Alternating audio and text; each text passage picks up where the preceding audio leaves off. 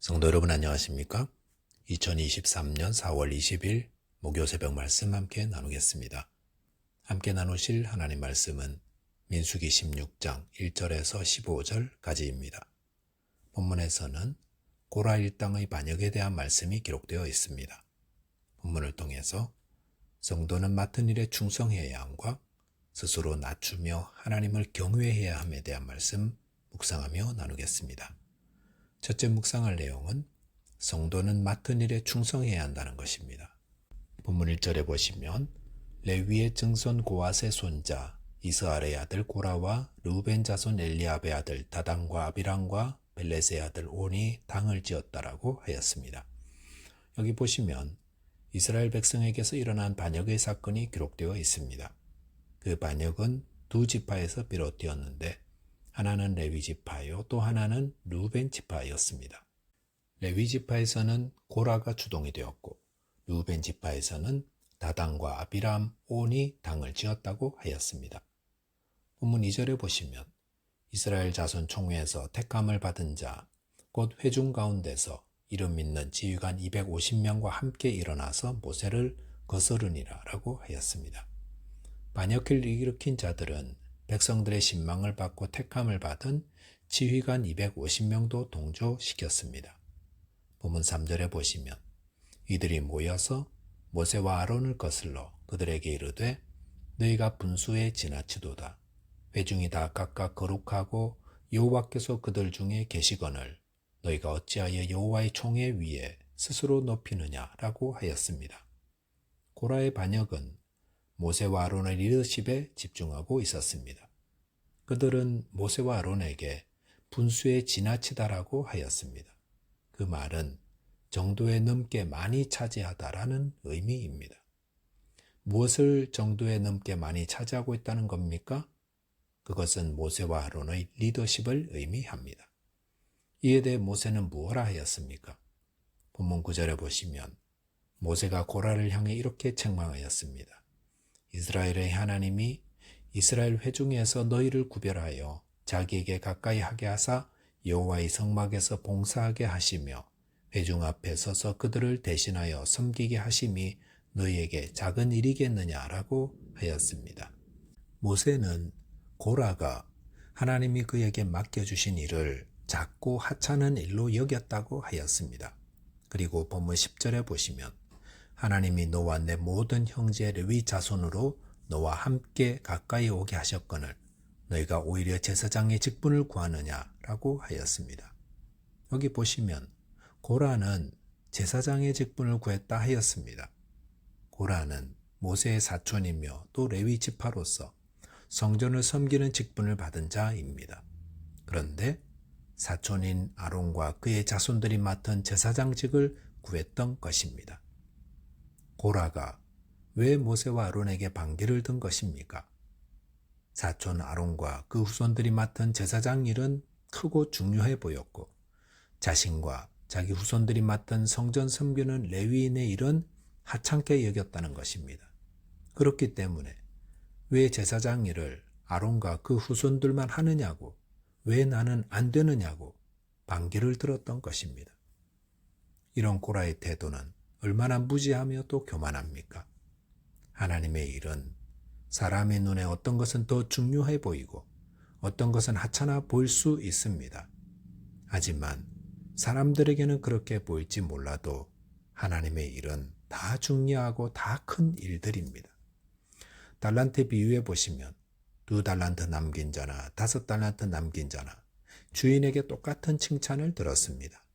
그리고 이들 모두 주님께 작은 일에 충성했다 칭찬을 들었습니다. 충성이란 무엇입니까? 아무리 작고 보잘것없어 보이는 일을 맡았어도 그것을 중요하게 여기고 큰 일로 여기며 최선을 다해 섬기는 것입니다. 맡은 자에게 구할 것은 충성이라 하였습니다. 저와 여러분께서 하나님께서 맡겨주신 직분을 크고 중요한 것으로 여기며 또 충성하심으로 주님 앞에서 잘했다, 착하고 충성된 종이라는 칭찬을 듣게 되시기 바라겠습니다. 둘째로 묵상할 내용은 성도는 스스로 낮추며 하나님을 경외해야 한다는 겁니다. 본문 4절에 보시면 모세가 듣고 엎드렸다라고 하였습니다. 모세는 고라 일당이 일으킨 반역 앞에서 하나님께 엎드려 기도하였습니다. 누군가 나를 대적하여 분노가 치밀어 오를 때 성도는 모세처럼 하나님께 엎드려 기도해야 합니다. 그럴 때 하나님의 도움을 입어서 승리할 수 있습니다. 본문 5절에 보시면 고라와 그의 모든 무리에게 말하여 이르되 아침에 여호와께서 자기에게 속한 자가 누구인지 거룩한 자가 누구인지 보이시고 그 사람을 자기에게 가까이 나오게 하시되 곧 그가 택하신 자를 자기에게 가까이 나오게 하시리니라고 하였습니다. 모세는 고라 일당들에게 그들의 말대로 그렇다면 여호와께서 누구를 택하여 하나님께 가까이 오게 하시는지를 보자라고 하였습니다. 그러면서 6절 7절에서는 향로에 불을 담고 향을 담아 여호와 앞에 가지고 오라 하였습니다. 모세는 무엇을 의도하고 있었습니까? 그것은 이들의 심판을 의도했다 할 수 있습니다. 아론의 두 아들 나답과 아비후가 여호와 앞에 다른 불을 들이다가 어떻게 되었습니까? 죽임 당했습니다. 하나님께 제사장으로 임명받은 자라도 다른 불을 들임으로 죽임을 당했는데 그렇다면 제사장으로 임명받지 않은 자들이 향로를 들고 하나님께 나아간다는 것은 곧 죽음을 맞이하게 되는 것입니다. 그런데 이 사실은 모세만 아는 것이 아닙니다. 그것은 백성들 전부가 다 아는 일입니다. 그런데 내일 본문을 보시면 모세가 이렇게 제안했을 때 고라와 그를 추종하는 자들이 아무런 이의 없이 그렇게 하고 있었습니다. 그것은 고라 일당이 하나님과 하나님의 심판을 잊고 있었던 자들이라는 것을 말해줍니다. 하나님을 잊고 하나님의 심판을 잊고 사는 자는 스스로 멸망케 되는 일을 기꺼이 하려고 합니다. 사람을 망하게 하는 것은 교만과 욕심입니다. 교만은 내가 뛰어나다고 생각합니다. 그래서 모세도 아론도 별 볼 일 없는 사람 보이는 겁니다. 그리고 욕심을 품으면 영적인 분별력이 흐려져서 하나님의 심판을 받아 멸망케 되는 일을 스스럼 없이 하려고 합니다. 본문 13절에 보시면 모세와 아론에게 반역하였던 다단과 아비람이 이렇게 말했습니다.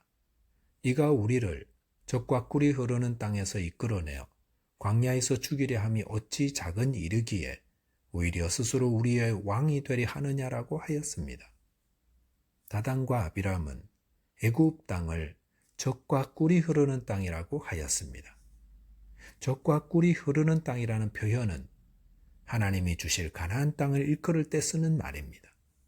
그런데 애굽을 적과 꿀이 흐르는 땅이라고 한 것은 이들이 하나님이 주실 은혜를 하찮게 여기고 오히려 죄악된 삶을 동경하는 불신앙 자들이었다라는 것을 말해 줍니다.